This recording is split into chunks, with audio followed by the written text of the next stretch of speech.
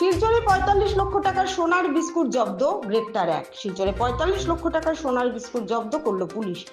কাছাড়ের senior police super Numan Mahatta জানান, সন্দেহভাজন সোনার বিস্কুট পাচারের বিষয়ে একটি নির্ভরযোগ্য তথ্যের ভিত্তিতে শিলচর থানার আওতাধীন রামনগর বাইপাসের কাছে একটি অভিযান চালানো হয় এবং প্রায় ৪৩৯ গ্রাম ওজনের ৩টি সন্দেহভাজন সোনার বিস্কুট উদ্ধার করা হয়। সেই সঙ্গে থামনেও মুনলুয়া বয়স ৩২ নামের পাচারকারীর কাছ থেকে সন্দেহভাজন সোনার বিস্কুট উদ্ধার করা হয় এবং তাকে গ্রেপ্তার করা হয়।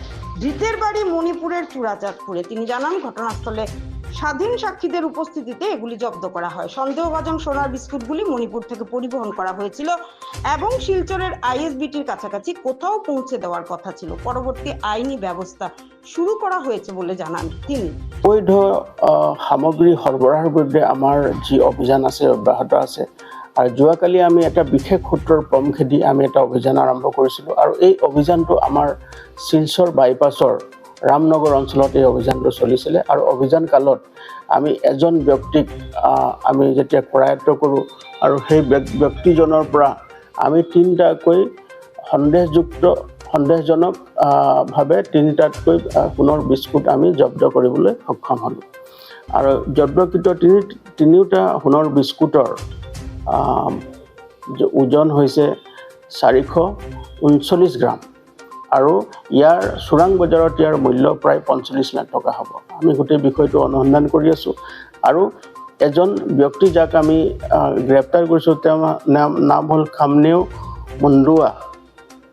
তেওঁৰ ঘৰ হ'ল লামকা, পোষ্ট অফিচ আৰু জিলা চূড়াচাঁদপুৰ, মণিপুৰ। আৰু গোটেই সামগ্ৰীখিনি আমি ইণ্ডিপেণ্ডেণ্ট উইটনেছৰ উপস্থিতিত আমি সামগ্ৰীখিনি জব্দ কৰোঁ আৰু বৰ্তমান আমাৰ এই অভিযান আমি চলাই গৈছোঁ।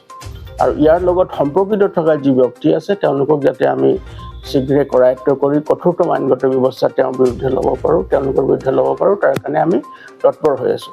প্ৰাৰম্ভিক তদন্ত কালত দেখা গৈছে যে এই সামগ্ৰীখিনি চুবুৰীয়া ৰাজ্যৰ পৰা আমাৰ জিলালৈ আহিছিলে আৰু ৰামনগৰ আইএছবিটি অঞ্চলত এই সামগ্ৰীখিনি কোনোবা এটা এজেণ্টৰ হাতত তেওঁলোকে এইটো গতাই দিয়াৰ তেওঁলোকৰ পৰিকল্পনা আছিলে। গতিকে আমি সেই বিষয়টো অধিক অনুসন্ধান কৰি আছোঁ আৰু ইয়াৰ লগত সম্পৰ্কিত থকা আন্তঃৰাজ্যিক হওক বা আন্তঃজিলা হওক যি এজেণ্ট বা যি চোৰাং বেপাৰী জড়িত হৈ আছে তেওঁলোকৰ বিৰুদ্ধে আমি কঠোৰতম আইনগত ব্যৱস্থা ল'বৰ কাৰণে আমি তৎপৰ হৈ আছোঁ।